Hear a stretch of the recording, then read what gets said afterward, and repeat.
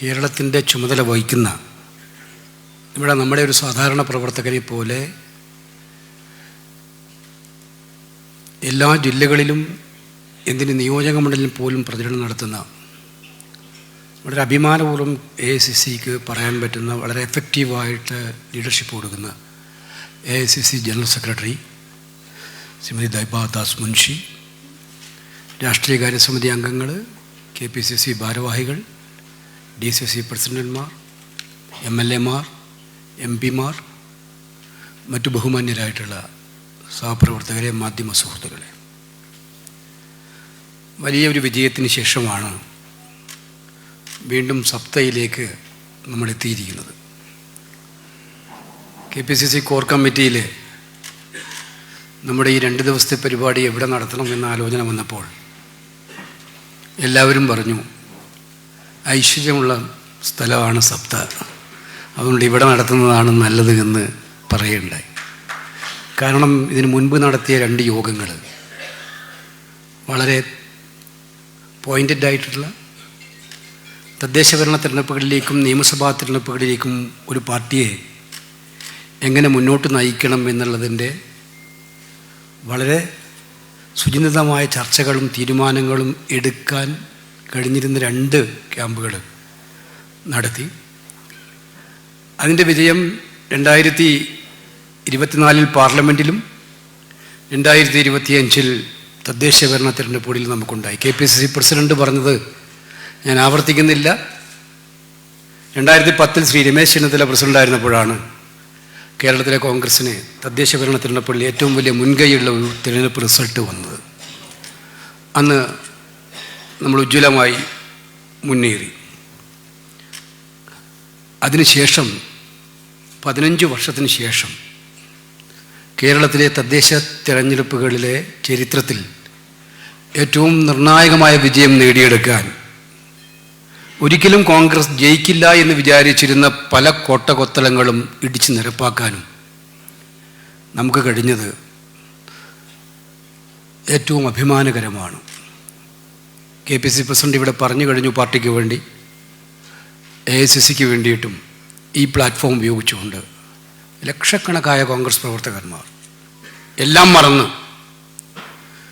എല്ലാം വിട്ടു ഈ തെരഞ്ഞെടുപ്പിൽ വിജയിക്കേണ്ടത് ഈ നാടിനും പാർട്ടിക്കും അനിവാര്യമാണെന്ന് മനസ്സിലാക്കിക്കൊണ്ട് ഏറ്റവും ശ്രദ്ധേയമായിട്ടുള്ള അച്ചടക്കത്തോടെയുള്ള പ്രവർത്തനം നടത്തിയതിൻ്റെ പരിണിത ഫലമാണ്. ആ പ്രവർത്തകരെയെല്ലാം അങ്ങേയറ്റത്തെ സന്തോഷത്തോടെ സല്യൂട്ട് ചെയ്യാൻ ഈ സന്ദർഭം ഞാൻ വിനിയോഗിക്കുകയാണ്. ജനങ്ങളും അവരില്ലാതെ നമുക്ക് ജയിക്കാൻ പറ്റില്ലല്ലോ.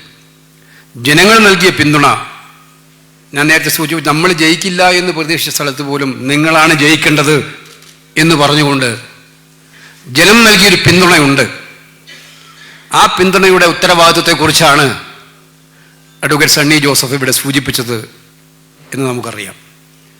ആ ജനത്തിൻ്റെ മനസ്സിൽ ചില സങ്കല്പങ്ങളും പ്രതീക്ഷകളും ഉണ്ടായിരുന്നു.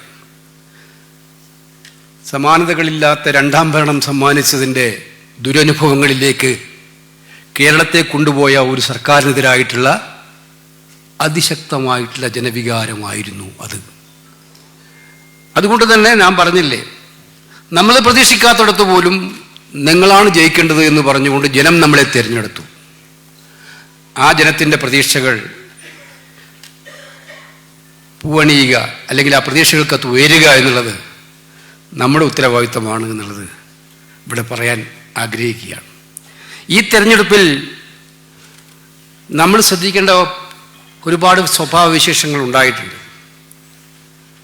കഴിഞ്ഞ 2010 തെരഞ്ഞെടുപ്പിനെ വ്യത്യസ്തം എന്തായിരുന്നു, അല്ലെങ്കിൽ 2020 തെരഞ്ഞെടുപ്പിൽ വ്യത്യസ്തം എന്തായിരുന്നു, 15 തെരഞ്ഞെടുപ്പിൽ വ്യത്യസ്തം എന്തായിരുന്നു എന്ന് ആലോചിക്കുമ്പോൾ ഈ തെരഞ്ഞെടുപ്പിൽ വ്യത്യാസം ഉണ്ടായിരുന്നു. നമുക്ക് കേന്ദ്രത്തിൽ ഭരണമില്ല. 10 വർഷമായിട്ട് നമുക്ക് കേരളത്തിൽ ഭരണമില്ല. കേന്ദ്രത്തിൽ ഭരണമില്ലാത്തൊരു പാർട്ടി, കേരളത്തിൽ ഭരണമില്ലാത്തൊരു പാർട്ടി 10 വർഷമായിട്ട്, രണ്ടിടത്തും 10 വർഷത്തിൽ കൂടുതലായിട്ട്. പിന്നെ നമ്മളെ സംബന്ധിച്ചിടത്തോളം ഒരുപാട് പ്രതിസന്ധികളുള്ള കാലം. ഇതിനേക്കാളെല്ലാം ഉപരിയായിട്ടുള്ളൊരു വലിയ വിശേഷണം കേരളത്തിൻ്റെ ചരിത്രത്തിലെ സത്യത്തിലെ രണ്ട് ശത്രുക്കളെ ഒറ്റയ്ക്ക് നേരിടേണ്ട അവസ്ഥ ഉണ്ടാക്കിയ തെരഞ്ഞെടുപ്പായിരുന്നു ഈ തെരഞ്ഞെടുപ്പ്. BJPയും CPMഉം, CPMഉം BJPയും, ഈ രണ്ട് പാർട്ടികൾ അവരുടെ പ്രധാന ശത്രുക്കളായി ഒരു പാർട്ടിയെ കാണുന്ന CPMഉം BJPയും രണ്ടുപേരുടെയും പ്രധാന ശത്രുക്കളായിട്ട് അവർ കാണുന്ന കോൺഗ്രസ് നയിക്കുന്ന UDF മുന്നണി. എല്ലാവരുടെയും മനസ്സിനകത്ത് ആശങ്കയുണ്ടായിരുന്നു, ഇവർ രണ്ടുപേരും കൂടിയാൽ നമുക്ക് ജയിക്കാൻ പറ്റുമോ? ഇവർ രണ്ടുപേരും നിന്നാൽ നമുക്ക് എങ്ങനെ മുന്നോട്ട് പോകാൻ സാധിക്കും? ഈ ചോദ്യത്തിലാണ് കേരളത്തിലെ ജനങ്ങൾ ഒന്നും രണ്ടല്ല രാഷ്ട്രീയത്തിൽ എന്നുള്ള ഏറ്റവും ശക്തമായ മറുപടി ഈ വൻ വിജയത്തിലൂടെ നമുക്ക് നൽകിയിരിക്കുന്നത് എന്ന് മനസ്സിലാക്കുക. നമ്മുടെ പാർട്ടി പ്രവർത്തകന്റെ കരുത്ത് അത് മഞ്ചേശ്വരത്തായാലും പാറശാലയിലായാലും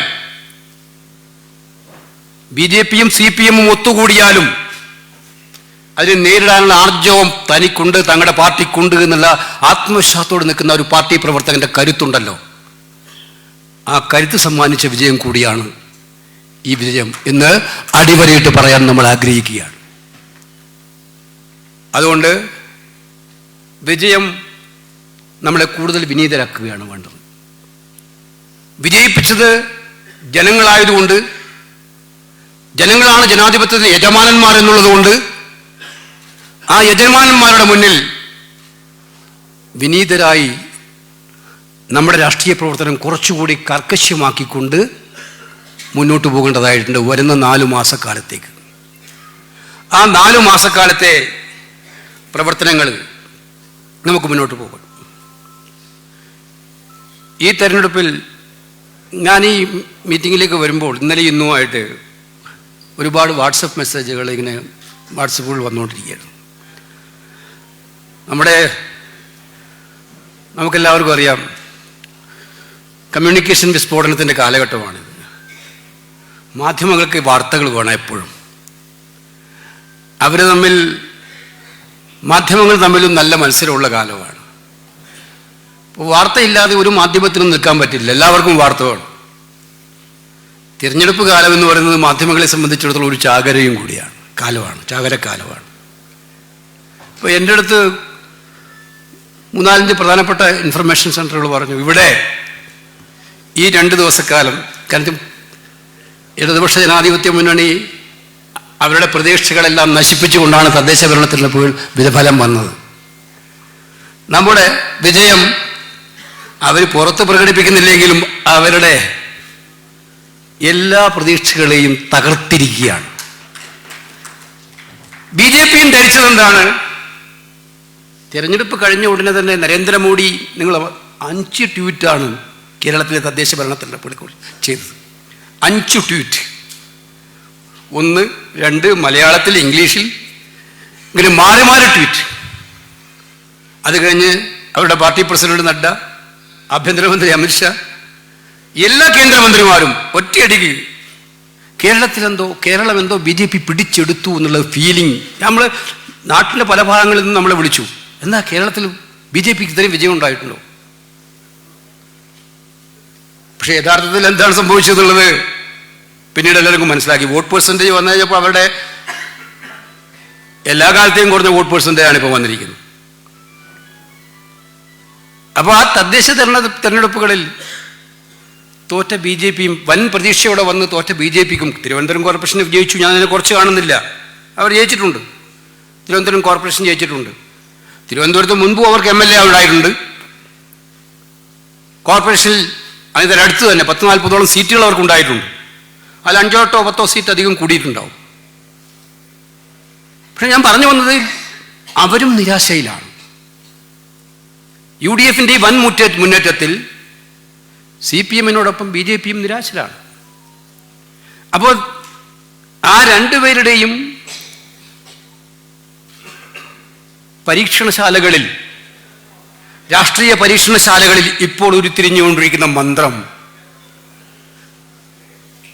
തദ്ദേശ ഭരണ തെരഞ്ഞെടുപ്പുകളിലുണ്ടായ ഈ അഭൂതപൂർവമായ വിജയത്തെ അതിജീവിച്ച് നിയമസഭാ തിരഞ്ഞെടുപ്പുകളിൽ നമ്മളെ തോൽപ്പിക്കണമെങ്കിൽ ചില പുതിയ കരുക്കൾ വേണം. അതുകൊണ്ട് അത് പിന്നീട് തുടങ്ങിയതാണ്, തദ്ദേശ ഭരണ തെരഞ്ഞെടുപ്പുകൾ നമ്മൾ തുടങ്ങിയതാണ്. ഈ 2 ദിവസം നടക്കുന്ന ഈ ക്യാമ്പെന്ന് പറയുന്നത് കോൺഗ്രസ്സിലെ വരാൻ വേണ്ടി പോകുന്ന കലാപത്തിൻ്റെ അന്തരീക്ഷം ഉണ്ടാക്കാൻ വേണ്ടി പോകുന്നൊരു ക്യാമ്പായിരിക്കും.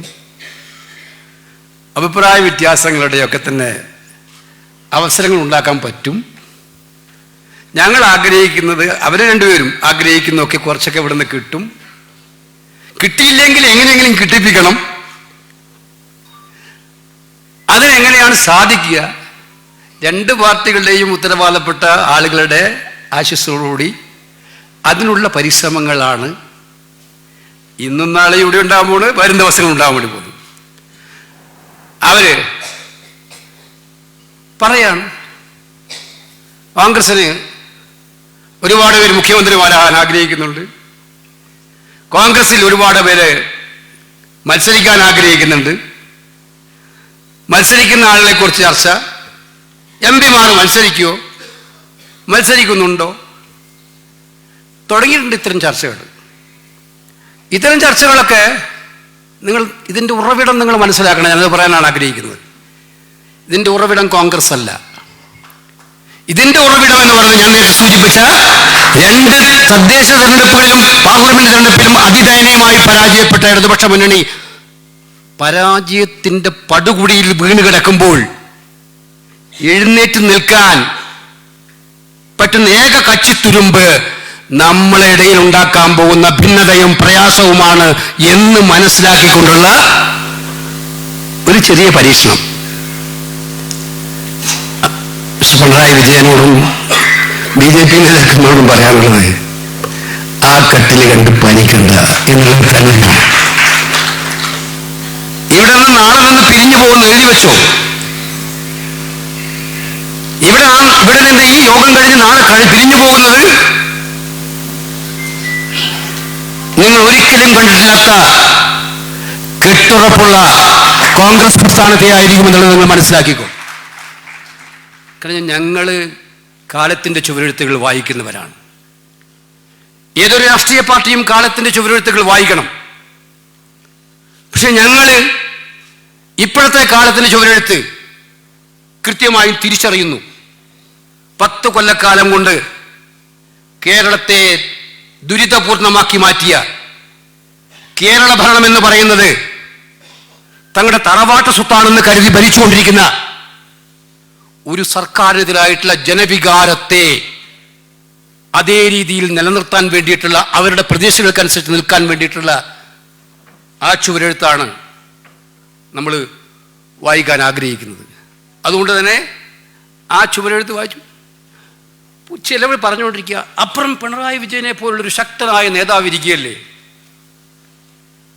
പിണറായി വിജയൻ അപ്പുറത്തെ ശക്തനാണെങ്കിൽ പിണറായി വിജയനെ പോലൊപ്പം ശക്തമുള്ള 10 നേതാക്കന്മാർ ഇപ്പുറത്ത് ഒന്നിച്ച് നിൽക്കുന്നുണ്ട്. 2016 തെരഞ്ഞെടുപ്പ് നടന്നപ്പോൾ CPM മുഖ്യമന്ത്രിയെ ഉയർത്തിക്കാട്ടിയിട്ടാണോ ഇലക്ഷൻ നടത്തിയത്? ആണോ? പിണറായി മുഖ്യമന്ത്രിയായ ഇലക്ഷനാണ് ഞാൻ ചോദിച്ചത്. മുഖ്യമന്ത്രിയെ ഉയർത്തിക്കാട്ടിയിട്ടാണോ ഇലക്ഷൻ നടത്തിച്ചത്? അല്ല. പിന്നെ അദ്ദേഹം മുഖ്യമന്ത്രിയായി കഴിഞ്ഞ് അധികാരം സർവസ്വവും പിടിച്ചെടുത്ത് ആ അധികാരത്തിൻ്റെ സർവസ്വവും പാർട്ടിയിൽ അടിച്ചേൽപ്പിച്ച് ആ അടിച്ചേൽപ്പിക്കപ്പെട്ട പാർട്ടിയിൽ ചോദ്യം ചെയ്യാൻ ഒരാളെയും അനുവദിക്കാതെ പിന്നീട് സ്വയം പ്രഖ്യാപിതനായിട്ടുള്ള നേതാവായിട്ട് അദ്ദേഹം മാറുകയായിരുന്നു എന്നുള്ളതാണ് കേരള രാഷ്ട്രീയം കണ്ട യാഥാർത്ഥ്യം. അത് വെച്ച് UDF-നെ കമ്പയർ ചെയ്യേണ്ട, കോൺഗ്രസിനെ കമ്പയർ ചെയ്യേണ്ട. നമ്മളെല്ലാവരും ഈ തെരഞ്ഞെടുപ്പിൽ ഒറ്റക്കെട്ടായിട്ട് പോരാടുക തന്നെ ചെയ്യും. കാരണം ഞാൻ നേരത്തെ സൂചിപ്പിച്ച ലക്ഷ്യം വളരെ വിപുലമാണ്. ആ ലക്ഷ്യത്തിലേക്ക് എത്താനുള്ള യാത്ര മുന്നോട്ട്. എനിക്കതുകൊണ്ട് ബഹുമാനപ്പെട്ട നേതാക്കന്മാരെല്ലാവരും ഇവിടെ ഇരിക്കുന്നുണ്ട്. കേരളത്തിലെ കോൺഗ്രസിൻ്റെ ക്രീമായ ലീഡേഴ്സ് ഇരിക്കുന്നുണ്ട്. ആ ക്രീമായ ലീഡേഴ്സിൻ്റെ മുന്നിൽ പറയാറുള്ളത്, ഈ വരുന്ന 4 മാസക്കാലം നമ്മൾ ശ്രദ്ധിക്കേണ്ടത്, ഞാൻ നേരത്തെ പറഞ്ഞു, വാർത്തകളുടെ കാലഘട്ടം, കമ്മ്യൂണിക്കേഷൻ വിസ്ഫോടനങ്ങളുടെ കാലഘട്ടം. മാധ്യമങ്ങൾ വരും, അവരെ കുറ്റം പറഞ്ഞിട്ട് കാര്യമില്ല. അവരുടെ ജോലിയാണത്. അവർക്ക് വാർത്തകൾ വേണം. അപ്പോൾ ആ വാർത്തകൾക്ക് വേണ്ടി അവർ വരുമ്പോൾ കൊടുക്കുന്ന വാർത്തകളിൽ ഞാൻ നേരത്തെ പറഞ്ഞതുപോലെ ഈ രണ്ട് പാർട്ടികളുടെയും പരീക്ഷണശാലകളിൽ ഉരുത്തിരിയുന്ന അവർക്ക് ജയിക്കാൻ വേണ്ടി, നമ്മളെ തോൽപ്പിക്കാൻ വേണ്ടി അവർ ഉണ്ടാക്കാൻ വേണ്ടി പോകുന്ന ഏതോ പരീക്ഷണങ്ങൾക്ക് പിന്നാലെ പോകുന്നതായിരിക്കരുത്. 2, നമ്മുടെ ബൂത്തിലെ സാധാരണ പ്രവർത്തകൻ തല്ലും കുത്തും അടിയും കിട്ടിയിട്ട് നമ്മൾ ജയിപ്പിക്കാൻ വേണ്ടി പാടുപെടുന്ന പ്രവർത്തകൻ ചായക്കടയിലിരിക്കുമ്പോൾ അവൻ നിരാശപ്പെടുത്തേണ്ട സാഹചര്യം ഉണ്ടാക്കുന്നതായിരിക്കരുത്. നമ്മൾ ഇവിടെ നിന്ന് ഒറ്റക്കെട്ടായിട്ട് ആ പ്രതിജ്ഞയുമായിട്ടാണ് മുന്നോട്ട് പോകേണ്ടത്. നമുക്കറിയാം, ബൂത്ത് പ്രസിഡന്റ് അല്ലെങ്കിൽ മണ്ഡലം പ്രസിഡന്റ്, ബ്ലോക്ക് പ്രസിഡന്റ്, നമുക്കാർക്കും കോൺഗ്രസിൽ അങ്ങനെ ഒരു സിസ്റ്റമില്ല. ഞാൻ ജയിച്ചാൽ എല്ലാം മതി, ഞാൻ ജയിച്ചില്ലെങ്കിൽ ഒന്നും വേണ്ട. ഇത് കോൺഗ്രസിൻ്റെ സിസ്റ്റമല്ല. നമ്മൾ ജയിക്കും, നമ്മൾ നിൽക്കുമെന്നുള്ള മറ്റു പാർട്ടികൾ അത് സ്വീകരിക്കുന്നുണ്ടാവും. പക്ഷെ ഞാൻ പറയുന്നത്, എവിടെയെങ്കിലും ഒറ്റപ്പെട്ട അത്തരം ശബ്ദം വന്നാൽ ഈ ഹാളിലിരിക്കുന്നവരെല്ലാവരും കൂടി തീരുമാനിക്കണം ഒറ്റക്കെട്ടായിട്ട്. പൊതുചിന്താഗതികൾക്കെതിരായിട്ട് ഒറ്റപ്പെട്ടവർ എവിടെയെങ്കിലും ശബ്ദം ഉണ്ടാക്കുന്നെങ്കിൽ ആ ശബ്ദത്തെ അവഗണിക്കുകയും അതിനെ എതിർക്കുകയും ചെയ്യുക എന്നുള്ളത് നമ്മുടെ എല്ലാം ഉത്തരവാദിത്തമാണ്. അത്തരക്കാർക്ക് കോൺഗ്രസ്സിൽ അങ്ങനെ ഉണ്ടെന്നല്ല ഞാൻ പറയുന്നത്. ഇല്ലാത്ത പാർട്ടിയാണ് നമ്മുടെ പാർട്ടി. 4 മാസക്കാലത്തേക്ക് ജാഗ്രത, ഉത്തിഷ്ഠത, ജാഗ്രത. ഒരു കാരണവശാലും രാഷ്ട്രീയ എതിരാളികളുടെ കയ്യിൽ ആയുധം കൊടുക്കുന്ന ഒരു വരികളിലേക്കും നമുക്ക് പോകും. സ്ഥാനാർത്ഥി നിർണയത്തെക്കുറിച്ച് നമുക്കെല്ലാവർക്കും ആഗ്രഹങ്ങളുണ്ട്. ആർക്കും ആഗ്രഹം തെറ്റൊന്നുമില്ല. പാർട്ടിയിൽ 10, 30, 40 കൊല്ലം അല്ലെങ്കിൽ 10, 15 കൊല്ലം പ്രവർത്തിച്ചാൽ ഇലക്ഷൻ വരുമ്പോൾ അവസരങ്ങൾ ഉണ്ടാകുമ്പോൾ അതിൻ്റെ ഭാഗമാകണമെന്ന് ആഗ്രഹിക്കുന്നത് സ്വാഭാവികമല്ലേ? അതിലെന്താ തെറ്റ്? പാർട്ടി സ്ഥാനാർത്ഥി നിർണയത്തിന് പാർട്ടിയുടേതായ മാർഗരേഖകളുണ്ട്. ആ സ്ഥാനാർത്ഥികൾ വരും. ഇപ്രാവശ്യം വളരെ നേരത്തെ തന്നെ ഉണ്ടാക്കാനാണ് നമ്മൾ തീരുമാനം. സ്ക്രീനിങ് കമ്മിറ്റി 4 മാസം മുമ്പ് തന്നെ, ഇന്നലെ സ്ക്രീനിങ് കമ്മിറ്റി, കേരളത്തിൻ്റെ സ്ക്രീനിങ് കമ്മിറ്റി AICC പ്രഖ്യാപിച്ച് കഴിഞ്ഞിട്ടുണ്ട്. അവരവരുടെ പ്രവർത്തനങ്ങൾ വളരെ സ്ഥിതിഗതിയിലാക്കും. ജനറൽ സെക്രട്ടറിയും അവരുടെ ടീമും അതിനു വേണ്ടിയിട്ട് കേരളത്തിലെ കോൺഗ്രസ് നേതാക്കന്മാരുമായിട്ട് ആലോചിച്ച് ഷെഡ്യൂൾ തയ്യാറാക്കും. ആ ഷെഡ്യൂള് വളരെ പെട്ടെന്ന് തന്നെ മുന്നോട്ട് പോകുക എന്നുള്ളതാണ്. നമ്മുടെ പാർട്ടിയിലെ പ്രധാനപ്പെട്ട ഒരു സംശയവും വേണ്ട, നമ്മളെല്ലാവരും പരസ്പരം മനസ്സിലാക്കണം. നമ്മൾ ഈ തെരഞ്ഞെടുപ്പിൽ നമുക്ക് വേറെ ഓപ്ഷനില്ല. വിജയം, അതായത് 100 സീറ്റിലധികം ജയിക്കുക എന്നുള്ള ഓരോ ഓപ്ഷൻ മാത്രമേ നമ്മുടെ മുന്നിലുള്ളൂ. ആ ഓപ്ഷനേറ്റ് നിന്ന് വിജയ സാധ്യതയായിരിക്കും കോൺഗ്രസിൻ്റെ സ്ഥാനാർത്ഥി നിർണയത്തിലെ ഏറ്റവും വലിയ മാനദണ്ഡം എന്നുള്ള കാര്യത്തിൽ ഒരു സംശയവും നമുക്കാർക്കും വേണ്ട. ഓരോ നിയോജക മണ്ഡലത്തിലും ആർക്കാണോ ജയത്തിന് സാധ്യതയുള്ളത് അത് നോക്കിക്കൊണ്ടുള്ള മാനദണ്ഡം. നമ്മൾ കഴിഞ്ഞ തെരഞ്ഞെടുപ്പിൽ തന്നെ ഒരുപാട് ചെറുപ്പക്കാർക്ക് അവസരം കൊടുത്തിട്ടുണ്ട്. നല്ല ചെറുപ്പക്കാർക്ക്. അവർക്ക് കോവിഡായിരുന്നു, സമയം കിട്ടിയില്ല, മറ്റ് അവസരങ്ങൾ ഉണ്ടായതുകൊണ്ട്. ഈ പ്രാവശ്യവും അത് സംശയമൊന്നുമില്ല. നമ്മുടെ ജില്ലാ പഞ്ചായത്ത് ഇലക്ഷൻ റിസൾട്ട് ഒന്ന് എടുത്തു നോക്കിയാൽ നിങ്ങൾക്കറിയാം. ജില്ലാ പഞ്ചായത്ത് ഇലക്ഷൻ റിസൾട്ട് എന്തായിരുന്നു? നമ്മൾ തോൽക്കുമെന്ന് ഉറപ്പിച്ച് സീറ്റ് കൊടുത്താൽ ഒരുപാട് ചെറുപ്പക്കാർ ഈ തെരഞ്ഞെടുപ്പിൽ ജയിച്ചു എന്നുള്ളതാണ് നിങ്ങൾ മനസ്സിലാക്കേണ്ട കാര്യം. യുവത്വത്തെ, ജൻസി എന്നൊക്കെ നമ്മൾ പറയുന്ന ആ തലമുറയുടെ യഥാർത്ഥ റിഫ്ലക്ഷൻ കണ്ട ഒരു ഇലക്ഷൻ കൂടിയായിരുന്നു ഈ തെരഞ്ഞെടുപ്പ് എന്നുള്ളത് നമുക്ക് മനസ്സിലാക്കാൻ സാധിക്കും. അപ്പോൾ അത് പാർട്ടി ഉൾക്കൊള്ളും, എല്ലാ കാലത്തും ഉൾക്കൊള്ളും. നമ്മൾ ഏത് പാർട്ടിയേക്കാളും അത് ഉൾക്കൊള്ളുന്ന പാർട്ടിയാണ് കോൺഗ്രസ്. അതുകൊണ്ട് ചെറുപ്പക്കാർ, വനിതകൾ എല്ലാവരും നമ്മളുണ്ടാവും, ബ്ലെൻഡായിരിക്കും. പക്ഷെ ഞാൻ പറഞ്ഞു വന്ന പോയിന്റ് അതല്ല. ആ തീരുമാനം വരുന്നത് വരെ നമ്മളാരും ഇന്നയാൾ സ്ഥാനാർത്ഥികളാവും അല്ലെങ്കിൽ ഞാൻ സ്ഥാനാർത്ഥിയാവും എന്നുള്ള സ്വയം പ്രഖ്യാപനം നടത്തണ്ട എന്നുള്ളതാണ് എനിക്ക് വിനയപൂർവ്വം നമുക്കെല്ലാവരോടും പറയാനായിട്ടുള്ളത്. നമ്മൾ പാർട്ടിയുടെ പ്രഖ്യാപിതമായിട്ടുള്ള സാഹചര്യങ്ങളെ കാത്തിരിക്കുക, അതിനുവേണ്ടി നിൽക്കുക. എന്ത് ചർച്ചകളും നേതൃത്വമായിട്ട് നടത്താൻ സ്വാതന്ത്ര്യമുണ്ട്, നേതാക്കന്മാരോട് ആവശ്യപ്പെടാൻ സ്വാതന്ത്ര്യമുണ്ട്. അവിടെ എല്ലാം നിങ്ങൾ ഉപയോഗിക്കുക. പക്ഷെ പരസ്യമായിട്ടുള്ള ഒരു വേദിയിലേക്ക് സ്ഥാനാർത്ഥി നിർണയ ചർച്ചകളെ കൊണ്ടുപോകാതിരിക്കാനുള്ള ശ്രമങ്ങൾ നടത്തുക എന്നുള്ളതാണ് എനിക്ക് സൂചിപ്പിക്കാനായിട്ടുള്ളത്. ഞാൻ വളരെ ദീർഘമായി മറ്റു കാര്യങ്ങളെക്കുറിച്ചൊന്നും ഇവിടെ ഞാൻ പറഞ്ഞില്ല, പ്രസംഗം അധികം ചർച്ചയാണ്. ദേശീയ രാഷ്ട്രീയത്തിൽ നരേന്ദ്രമോദിയുടെ രാഷ്ട്രീയം നമ്മൾ കണ്ടുകൊണ്ടിരിക്കുകയാണ്. രാജ്യവ്യാപകമായി നടക്കുന്ന SIRൻ്റെ എക്സസൈസ് ഇവിടെയും നടക്കാൻ പോകുന്നുണ്ട്, നടന്നുകൊണ്ടിരിക്കുകയാണ്. നമ്മളിൽ എത്ര പേർ ഇപ്പം ഇവിടെ കുറേ പേർക്ക് ചുമതല കൊടുത്തിട്ടുണ്ട്, എത്ര പേർ ചുമതലപ്പെട്ടിട്ടുണ്ട്? ഈ ഹാളിലിരിക്കുന്നവരെല്ലാം KPCC ഭാരവാഹികളും DCC പ്രസിഡന്റുമാരും ഒക്കെയാണ്. കഴിഞ്ഞ തിരഞ്ഞെടുപ്പിൽ നന്നായി പ്രവർത്തിച്ച DCC പ്രസിഡന്റുമാരുണ്ട്, അവരെല്ലാവരും തീർച്ചയായിട്ടും അഭിനന്ദനം അർഹിക്കുന്നതാണ്. നമ്മൾ ഇനിയുള്ള 4 മാസം നമുക്ക് കൃത്യമായിട്ടും ജോലിയുള്ള കാലമാണ്.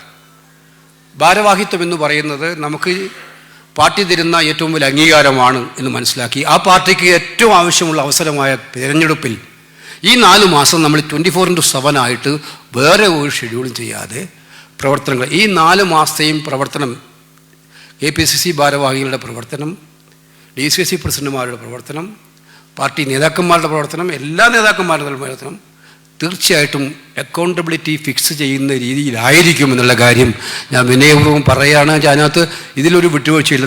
നമ്മൾ പലപ്പോഴും പറയും, നമ്മൾ ഒരു അസൈൻമെൻറ്റ് കൊടുത്താൽ അവിടെ പോകാൻ പറ്റിയില്ല, ഇവിടെ പോകാൻ പറ്റില്ല. ആ എക്സ്ക്യൂസുകൾക്ക് ഇനി 4 മാസത്തേക്ക് അവധിയില്ല.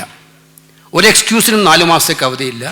ഈ 4 മാസം കഠിനമായിട്ട് നമ്മളെല്ലാവരും പ്രവർത്തിക്കേണ്ട ഒരു കാലമാണ്.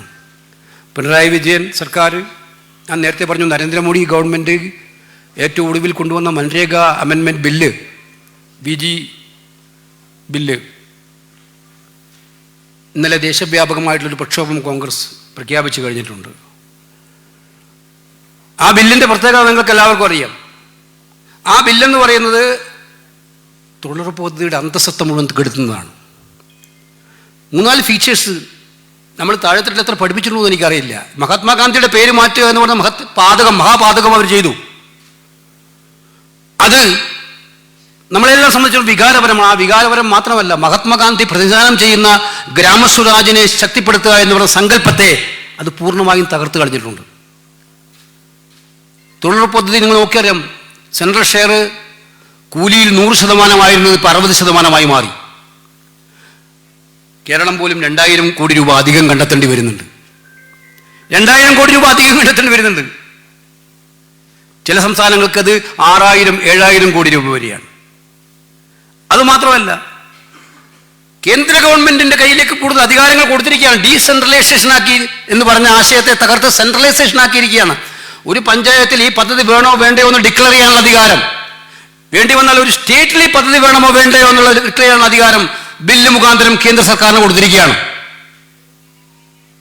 അപ്പോൾ വെള്ളമുണ്ട പഞ്ചായത്തിൽ തൊഴിലുറപ്പ് പദ്ധതി വേണ്ട എന്ന് കേന്ദ്രം പ്രഖ്യാപിച്ചാൽ അവിടുത്തെ തൊഴിലാളിക്ക് തൊഴിൽ കിട്ടില്ല. നേരത്തെ ഉണ്ടായിരുന്നത് ഡിമാൻഡ് അനുസരിച്ചായിരുന്നു, ഇപ്പോൾ ബജറ്റ് ഓറിയന്റഡ് ആയി. ആവശ്യപ്പെട്ട ജോലിയായിരുന്നു, ആ സാഹചര്യം എടുത്തു കളഞ്ഞിരിക്കുകയാണ്. ഫലത്തിൽ ലോകം കണ്ട ഏറ്റവും വലിയ തൊഴിൽദാന പദ്ധതിയായിട്ടുള്ള തൊഴിലുറപ്പ് പദ്ധതിയെ അട്ടിമറിക്കുന്ന പരിപാടിയാണ് നരേന്ദ്രമോദി സർക്കാർ ചെയ്തിരിക്കുന്നത്. ഇതിന് ഗ്രാമങ്ങളിൽ തൊഴിലുറപ്പ് തൊഴിലാളികളിൽ ഉണ്ടാകേണ്ട ഏറ്റവും ശക്തമായിട്ടുള്ള പ്രതിഷേധം ഉയർന്നു വരേണ്ടതായിട്ടുണ്ട്. അത് നമ്മൾ വ്യാപകമായി അതിനുള്ള ശ്രമങ്ങൾ നടത്തുകയാണ്. ആ പരിപാടികളുമായിട്ട് അത് കേരളത്തിലും അതിൻ്റെ ശക്തമായ രീതിയിൽ മുന്നോട്ട് കൊണ്ടുവരേണ്ടത്. ജനാധിപത്യത്തെ തകർക്കുന്ന മഹാത്മാഗാന്ധിയെയും അതുപോലെ തന്നെ പണ്ഡിറ്റ് ജവഹർലാലെയും പോലുള്ള സ്വാതന്ത്ര്യ സമര നേതാക്കന്മാരായിട്ടുള്ളവരുടെ എല്ലാ ബിംബങ്ങളെയും തകർക്കുന്ന ഈ തീരുമാനത്തിനെതിരായിട്ടുള്ള നമ്മുടെ നിലപാടുണ്ടാകേണ്ടതായിട്ടുണ്ട്. വോട്ട് ചോരിക്കെതിരായിട്ടുള്ള പോരാട്ടം പാർലമെൻറ്റിൽ അതും ഏറ്റവും ശക്തമായിട്ട് ചർച്ചയായിരുന്നതാണ്. SIR അതിൻ്റെ ഭാഗമായിട്ട് അവർ കൊണ്ടുവരുന്നതാണ്. SIRലേക്ക് നമ്മൾ മുന്നോട്ട്, ഇവിടെ ഞാൻ ഒരു നിർദ്ദേശം, എൻ്റെ നിർദ്ദേശമാണ്, ഈ കമ്മിറ്റി തീരുമാനിക്കേണ്ടതാണ്. PPC പ്രസിഡന്റും കൂടി ആലോചിക്കുക, നേതാക്കന്മാർ. ഈ പഞ്ചായത്ത് തിരഞ്ഞെടുപ്പിൽ നമുക്ക് ഉണ്ടായിരിക്കുന്ന വിജയം വൻ വിജയമാണ്. ഇനി അടുത്ത 4 മാസക്കാലത്തേക്ക് മണ്ഡലം ബൂത്ത് കമ്മിറ്റികളോടും പ്രവർത്തകരോടൊപ്പം ഈ നിയമസഭാ തിരഞ്ഞെടുപ്പിൻ്റെ തിരഞ്ഞെടുപ്പ് പ്രചരണങ്ങൾ ഏറ്റെടുക്കാനുള്ള ഉത്തരവാദിത്വം നമ്മളെ ജയിച്ച പഞ്ചായത്ത് മെമ്പർമാരും മത്സരിച്ച പഞ്ചായത്തിലെ വാർഡിലെ സ്ഥാനാർത്ഥികൾക്കും ഏൽപ്പിച്ചു കൊടുക്കണം. സ്വന്തം വാർഡിൽ 100 വോട്ടെങ്കിലും വർദ്ധിപ്പിക്കുക എന്ന ടാർഗറ്റ് അവർക്ക് ഇട്ടുകൊടുക്കണം. ഇപ്പോൾ പ്രതീക്ഷയോടെ ജനങ്ങളും അവരെ കാണുകയാണ്.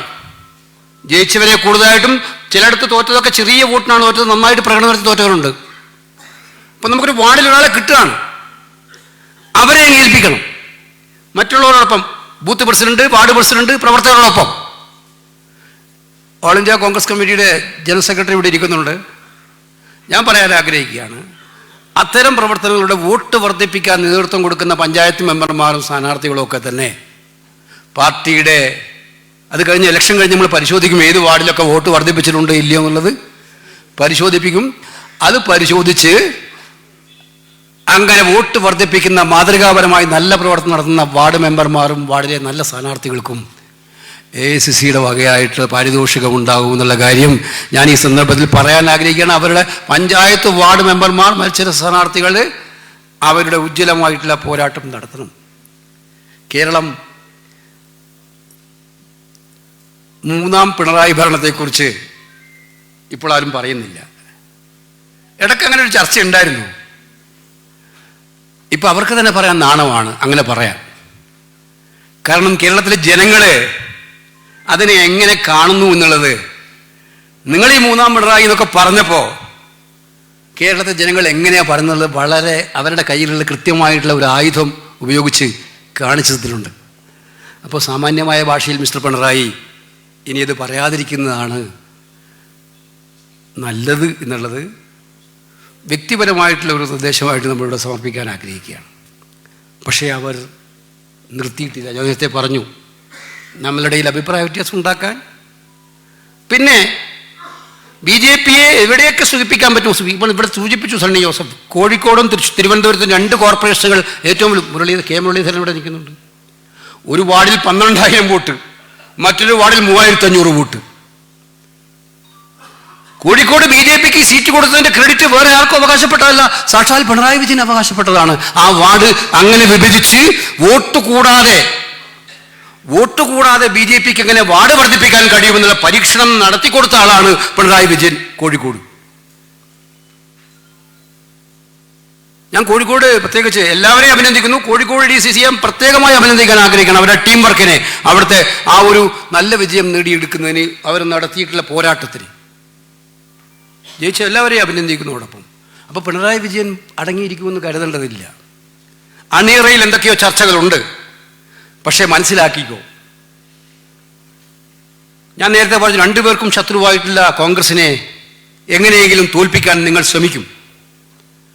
അങ്ങനെ 2 പേർക്കും ശത്രുവായിട്ടുള്ള കോൺഗ്രസിനെ നിങ്ങൾ തോൽപ്പിക്കാൻ ശ്രമിക്കുമ്പോൾ, ആ തോൽപ്പിക്കാൻ ശ്രമിക്കുന്ന സാഹചര്യത്തിൽ ഞങ്ങൾ തോൽക്കുകയില്ല എന്ന് തെളിയിച്ച് തെരഞ്ഞെടുപ്പായിരുന്നു തദ്ദേശ ഭരണ തെരഞ്ഞെടുപ്പ്. കാരണം ജനം വിഡ്ഢികളല്ല, പ്രത്യേകിച്ച് കേരളത്തിലെ ജനങ്ങൾ വിഡ്ഢികളല്ല. അവരാഗ്രഹിക്കുന്നു BJPയുമായിട്ട് അവിഹിത കൂട്ടുകെട്ട് വർദ്ധിപ്പിച്ച് മുന്നോട്ട് കൊണ്ടുപോയി.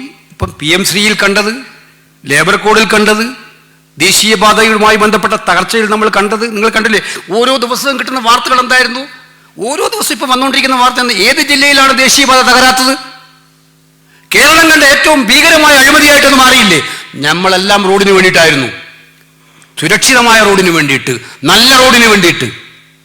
പക്ഷേ ആ റോഡിനെ പണം സമ്പാദിക്കാനുള്ള മാർഗമാക്കി നിങ്ങൾ മാറ്റുമ്പോൾ 2 പേരും തമ്മിലുള്ള കള്ളക്കച്ചവടത്തെ പരസ്പരം ന്യായീകരിച്ചുകൊണ്ടിരിക്കുകയല്ലേ? അപ്പോൾ ഈ എല്ലാ പദ്ധതികളിലും കേന്ദ്ര പദ്ധതികൾ നടപ്പിലാക്കാൻ വൃത്തി കാണിക്കുന്ന കേരളത്തിൻ്റെ മുഖ്യമന്ത്രി ആ വിശുദ്ധ ബന്ധവും കൂട്ടുകെട്ടും തുടരുക തന്നെ ചെയ്യും എന്ന് മനസ്സിലാക്കിക്കോളൂ.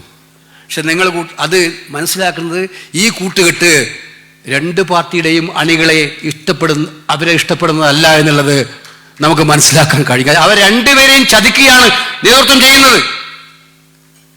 കുറച്ചു പേരുടെ സ്ഥാപിത താല്പര്യങ്ങൾ സംരക്ഷിക്കാൻ, നേതാക്കളുടെ താല്പര്യങ്ങൾ സംരക്ഷിക്കാൻ 2 പാർട്ടിയുടെയും അണികളെ ബലിയാടാക്കിക്കൊണ്ടുള്ള ഈ അവിശുദ്ധ കൂട്ടുകെട്ടായിരുന്നു പഞ്ചായത്ത് ഇലക്ഷനിൽ കണ്ടതെങ്കിൽ അത് വരുന്ന നിയമസഭാ തെരഞ്ഞെടുപ്പിൽ അവർ പരീക്ഷിക്കാതിരിക്കില്ല എന്ന് മനസ്സിലാക്കിക്കൊള്ളുക. അത് ഞങ്ങൾ തിരിച്ചറിയുന്നുണ്ട്. ഈ അവിശുദ്ധ കൂട്ടുകെട്ട് തിരിച്ചറിയുന്നുണ്ട്.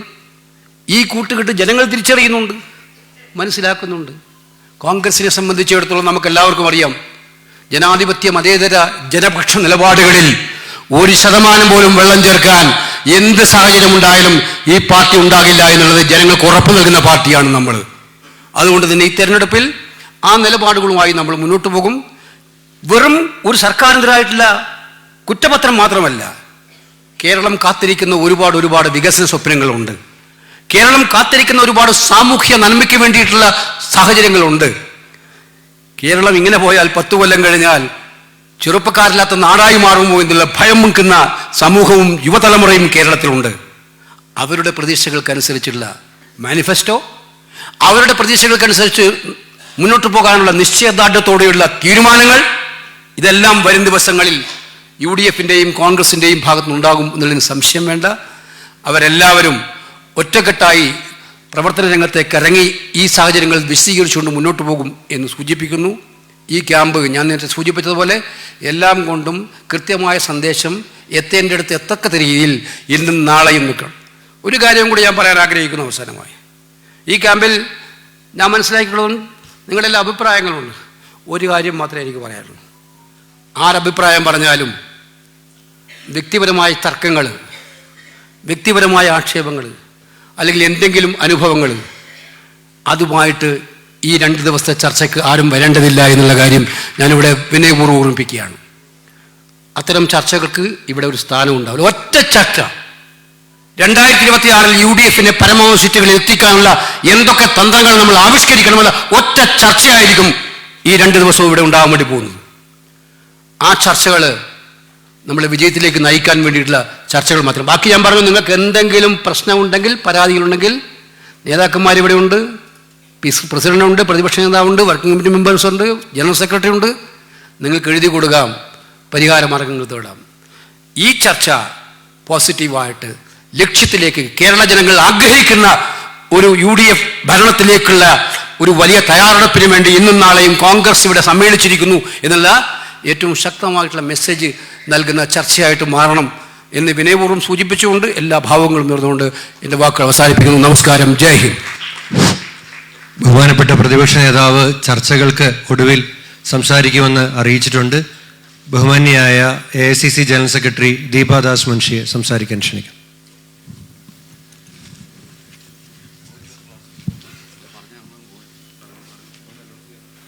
ഉദ്ഘാടന സമ്മേളനത്തിൽ വരെ മാത്രമാണ് മാധ്യമങ്ങൾക്ക് അനുവാദമുള്ളത് എന്ന് വിനീതമായി അറിയിക്കുന്നു. Respected KC Venugopal ji, KPCC President Sunny Joseph ji, LOP Satishan ji,